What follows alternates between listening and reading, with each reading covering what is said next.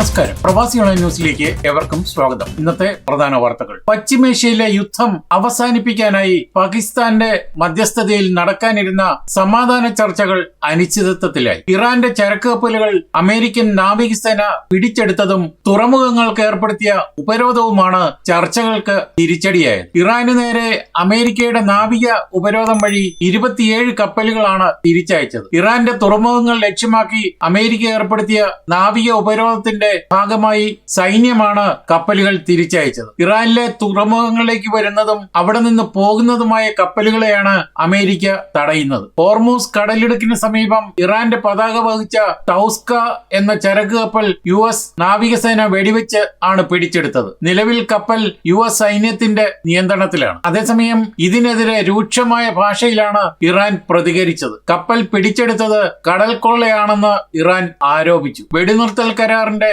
ലംഘനമാണിതെന്നും ഉടൻ തന്നെ ശക്തമായ മറുപടി നൽകുമെന്നും ഇറാന്റെ ജോയിന്റ് മിലിറ്ററി കമാൻഡ് മുന്നറിയിപ്പ് നൽകി. ലോകത്തിലെ ഏറ്റവും വലിയ വ്യവസായ പ്രദർശനമായ ഹാനോവർ മെസ്സെ ജർമ്മനിയിലെ വ്യാവസായിക സംസ്ഥാനമായ നീഡർസാക്സൺ തലസ്ഥാന നഗരമായ ഹാനോവറിൽ സമാരംഭിച്ചു. തിങ്ക് ടെക് ഫോർവേഡ് എന്ന പ്രമേയത്തിൽ ഊന്നിയുള്ള ഈ വർഷത്തെ പ്രദർശനം വ്യവസായ മേഖലയിലെ ആർട്ടിഫിഷ്യൽ ഇന്റലിജൻസ്, ഓട്ടോമേഷൻ, സുസ്ഥിര ഊർജം എന്നിവയ്ക്കാണ് മുൻഗണന നൽകുന്നത്. ഇത്തവണ ലാറ്റിൻ അമേരിക്കൻ കരുത്തുമായാണ് മേളയുടെ വരവ്. ബ്രസീലാണ് ഈ വർഷത്തെ പങ്കാളി രാജ്യം. ഹാനോവർ കോൺഗ്രസ് സെന്ററിൽ നടന്ന ചടങ്ങിൽ ബ്രസീൽ പ്രസിഡന്റ് ലൂല ഡി സിൽവയും ജർമ്മൻ ചാൻസലർ ഫ്രീഡ്രിഷ് മേർസും ചേർന്നാണ് പ്രദർശനത്തിന്റെ ഔദ്യോഗിക ഉദ്ഘാടനം നിർവഹിച്ചത്. ഗ്രീൻ എനർജി, ഡിജിറ്റൽ ട്രാൻസ്ഫോർമേഷൻ എന്നീ മേഖലകളിൽ ബ്രസീലിന്റെ മുന്നേറ്റം മേളയിൽ പ്രധാന ചർച്ചാ വിഷയമാണ്. ഇൻഡസ്ട്രിയൽ ആർട്ടിഫിഷ്യൽ ഇന്റലിജൻസ്, ഹ്യൂമനോയിഡ് റോബോട്ടുകൾ, കാർബൺ രഹിത ഉൽപാദനം, പ്രതിരോധ ഉൽപാദനം തുടങ്ങിയ അതായത് ഡിഫൻസ് പ്രൊഡക്ഷൻ എന്ന പേരിൽ പ്രത്യേക വിഭാഗവും ഈ വർഷത്തെ മേളയിൽ ഉൾപ്പെടുത്തിയിട്ടുണ്ട്. ഏപ്രിൽ 20 മുതൽ 24 വരെയാണ് മേള നീണ്ടു നിൽക്കുന്നത്. ആയിരക്കണക്കിന് കമ്പനികളാണ് തങ്ങളുടെ നൂതന സാങ്കേതിക വിദ്യകൾ ഇവിടെ പ്രദർശിപ്പിക്കുന്നത്. ആഗോള വ്യവസായ രംഗത്തെ മാറ്റങ്ങൾ അടുത്തറിയാനും പുതിയ ബിസിനസ് പങ്കാളിത്തങ്ങൾ ഉറപ്പാക്കാനും ഹാനോവർ മെസ്സെ മികച്ച വേദിയായി മാറുകയാണ്. ജർമ്മനിയിൽ മാന്യമായ ജീവിതത്തിന് പ്രതിമാസം 2000 യൂറോ വേണമെന്ന ജനങ്ങൾ. എന്നാൽ സർക്കാരിന്റെ കണക്കുകൾ ഇത് പോരാത്ത അവസ്ഥയാണ് കാണിക്കുന്നത്. ജർമ്മനിയിൽ അന്തസ്സുള്ള ഒരു ജീവിതം നയിക്കാൻ കുറഞ്ഞത് 2000 യൂറോ എങ്കിലും കയ്യിൽ ലഭിക്കണമെന്നാണ് ഭൂരിഭാഗം ജനങ്ങളും കരുതുന്നത്. ജർമ്മൻ സോഷ്യോ ഇക്കണോമിക് പാനൽ നടത്തിയ സർവേയിലാണ് ഇക്കാര്യം വെളിപ്പെട്ടത്. 2000 യൂറോയിൽ താഴെ വരുമാനമുള്ളവരിൽ 2 ഭാഗം ആളുകളും തങ്ങളുടെ വരുമാനം അന്തസ്സുള്ള ജീവിതത്തിന് തികയില്ലെന്നാണ് അഭിപ്രായപ്പെട്ടത്. ജർമ്മൻ ഭരണഘടന ഓരോ പൗരനും മാന്യമായ ജീവിത നിലവാരം ഉറപ്പു നൽകുന്നുണ്ട്. എന്നാൽ സർക്കാർ നിശ്ചയിച്ചിട്ടുള്ള കുറഞ്ഞ വരുമാന പരിധിയേക്കാൾ വളരെ ഉയർന്നതാണ് ജനങ്ങളുടെ പ്രതീക്ഷയെന്നാണ് സർവേ വ്യക്തമാക്കുന്നത്. ബുർഗറുകൾ അല്ലെങ്കിൽ തൊഴിലില്ലായ്മ വേതനം, സിറ്റിസൺസ് ഇൻകം കൈപ്പറ്റുന്നവരിൽ വെറും 3% പേർ മാത്രമാണ് നിലവിലെ തുക മാന്യമായ ജീവിതത്തിന് പര്യാപ്തമാണെന്ന് കരുതുന്നത്. അതേസമയം ഇത് കൈപ്പറ്റുന്നവർ ഈ തുക മതിയായതല്ലെന്നാണ് വിശ്വസിക്കുന്നത്. നിലവിൽ ഒരു വ്യക്തിക്ക് ജീവിത ചെലവിനായി സർക്കാർ നൽകുന്നത്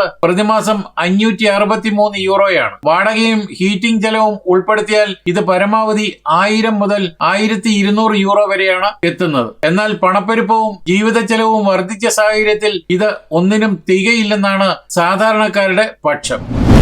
ജർമ്മനിയിലെ ഫെഡറൽ ക്രിമിനൽ പോലീസ് ഓഫീസ് പുറത്തുവിട്ട പുതിയ കണക്കുകളെ ആസ്പദമാക്കി വിദഗ്ധർ നടത്തിയ നിരീക്ഷണങ്ങളിൽ ജർമ്മനിയിലെ കുറ്റകൃത്യങ്ങളിൽ വിദേശികൾ കൂടുതൽ കുറ്റവാളികളാകുന്നതായി റിപ്പോർട്ട്. ജർമ്മനിയിലെ ജനസംഖ്യയിൽ 16% മാത്രമാണ് വിദേശ പൗരന്മാരെങ്കിലും കുറ്റകൃത്യങ്ങളിൽ സംശയിക്കപ്പെടുന്നവരിൽ 34% വിദേശികളാണ്. അതായത് ജനസംഖ്യയിലെ അവരുടെ അനുപാതത്തെക്കാൾ ഇരട്ടിയിലധികമാണ് കുറ്റകൃത്യങ്ങളിലെ പങ്കാളിത്തം. ഇതിന് പ്രധാനമായും 3 കാരണങ്ങളാണുള്ളത്. ലോകത്തെവിടെയും കുറ്റകൃത്യങ്ങളിൽ ഏർപ്പെടാൻ കൂടുതൽ സാധ്യതയുള്ളത് യുവാക്കളായ പുരുഷന്മാരാണ്. ജർമ്മനിയിലെ വിദേശ പൗരന്മാരിൽ ഭൂരിഭാഗവും ഈ പ്രായപരിധിയിൽ വരുന്നവരാണ്. സാമൂഹ്യ സാഹചര്യം നോക്കിയാൽ പട്ടിണി, താമസ സൗകര്യങ്ങളുടെ കുറവ് തുടങ്ങിയവയും ഇത്തരം കണക്കുകളെ സ്വാധീനിക്കുന്നുണ്ട്. വടക്കൻ ജപ്പാനിൽ ശക്തമായ ഭൂകമ്പത്തെ തുടർന്ന് സുനാമി മുന്നറിയിപ്പ് നൽകി. 7.4 തീവ്രത രേഖപ്പെടുത്തിയ ശക്തമായ ഭൂകമ്പമാണ് അനുഭവപ്പെട്ടതെന്ന് മാധ്യമങ്ങൾ റിപ്പോർട്ട് ചെയ്തു. തീരദേശ മേഖലകളിൽ സുനാമി മുന്നറിയിപ്പ് പുറപ്പെടുവിച്ചിട്ടുണ്ട്.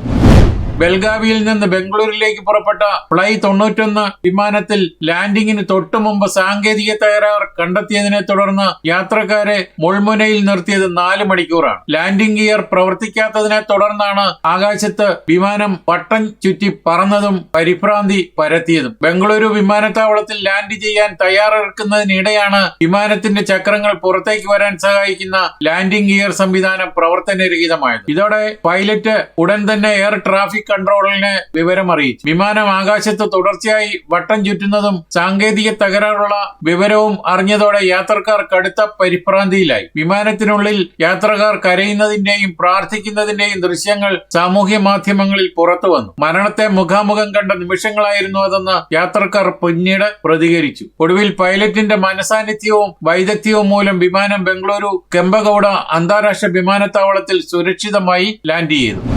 ജർമ്മനിയിൽ ഷെഫ്, ഇലക്ട്രീഷ്യൻ തുടങ്ങിയ ഒഴിവുകളിലേക്ക് നോർക്ക റൂട്ട്സ് റിക്രൂട്ട്മെന്റ് നടത്തുന്നു. കേരള സംസ്ഥാന സർക്കാർ സ്ഥാപനമായ നോർക്ക റൂട്ട്സ് ജർമ്മനിയിൽ ഷെഫ് തസ്തികയിലെ 20 ഒഴിവുകളിലേക്കുള്ള റിക്രൂട്ട്മെന്റിലേക്കാണ് അപേക്ഷ ക്ഷണിച്ചത്. Hotel management and catering technology, tourism and travel management എന്നിവയിൽ ഏതെങ്കിലും ബിരുദം നേടിയിരിക്കണം. 4 വർഷത്തെ ബിരുദം നേടിയവർക്ക് മുൻഗണന ലഭിക്കും. വിശദമായ സിവിയും വിദ്യാഭ്യാസം, പ്രവൃത്തി പരിചയം, പാസ്പോർട്ട്, ഭാഷായോഗ്യത എന്നിവയുടെ പകർപ്പുകൾ സഹിതം www.norcaroots.kerala.gov.in എന്ന വെബ്സൈറ്റ് സന്ദർശിച്ച് ഏപ്രിൽ 30-നകം അപേക്ഷ നൽകേണ്ടതാണ്. പ്രായപരിധി മെയ് 31-നകം 35 വയസ്സ് കവിയരുത്. അപേക്ഷിക്കുന്നതിന് ജർമ്മൻ ഭാഷാ യോഗ്യത അനിവാര്യമല്ല. നിലവിൽ ജർമ്മൻ ഭാഷാ യോഗ്യത ഉള്ളവർക്ക്, അതായത് A1, A2 അല്ലെങ്കിൽ B1, B2 മുൻഗണന ലഭിക്കുന്നുണ്ട്. എന്നാൽ തിരഞ്ഞെടുക്കപ്പെട്ടാൽ 12 മാസത്തോളം നീളുന്ന B1 വരെയുള്ള ജർമ്മൻ ഭാഷാ പഠനത്തിന് തയ്യാറാകുന്നവരാകണം അപേക്ഷിക്കുന്നത്. B1 വരെയുള്ള ജർമ്മൻ ഭാഷാ പരിശീലനം, യോഗ്യതകളുടെ അംഗീകാരത്തിനുള്ള നടപടിക്രമങ്ങൾ, വിസ പ്രോസസിംഗ്, ജോബ് മാച്ചിംഗ്, അഭിമുഖങ്ങൾ, ജർമ്മനിയിൽ എത്തിയ ശേഷമുള്ള ഇന്റഗ്രേഷൻ, താമസ സൗകര്യം, കുടുംബാംഗങ്ങളെ കൊണ്ടുപോകുന്നതിനുള്ള സഹായം എന്നിവയെല്ലാം പദ്ധതി വഴി ഉദ്യോഗാർത്ഥികൾക്ക് ലഭിക്കും. കൂടുതൽ വിവരങ്ങൾക്ക് നോർക്ക റൂട്ട്സ് റിക്രൂട്ട്മെന്റ് വിഭാഗത്തിന്റെ 0471 277 0 536 539 540 577 എന്നീ നമ്പറുകളിലോ 24 മണിക്കൂറും പ്രവർത്തിക്കുന്ന നോർക്ക ഗ്ലോബൽ കോൺടാക്ട് സെന്ററിന്റെ ടോൾ ഫ്രീ നമ്പറുകളായ 1800 425 3939 അല്ലെങ്കിൽ 0091 88 02 012 345 എന്നീ നമ്പറുകളിൽ ബന്ധപ്പെടാവുന്നതാണ്. ജർമ്മൻ സർക്കാരിന്റെ hand in hand for international talents പ്രോഗ്രാമിന്റെ ഭാഗമായി ഇൻഡോ ജർമ്മൻ ചേംബർ ഓഫ് കൊമേഴ്സുമായി സഹകരിച്ചാണ് റിക്രൂട്ട്മെന്റ് നടത്തുന്നത്. അതേസമയം ഇലക്ട്രീഷ്യന്റെ 20 ഒഴിവുകളിലേക്കാണ് റിക്രൂട്ട്മെന്റ് നടത്തുന്നത്. ഇലക്ട്രിക്കൽ അല്ലെങ്കിൽ ഇലക്ട്രോണിക്സിൽ, എഞ്ചിനീയറിംഗിൽ അംഗീകൃത ഡിപ്ലോമ അല്ലെങ്കിൽ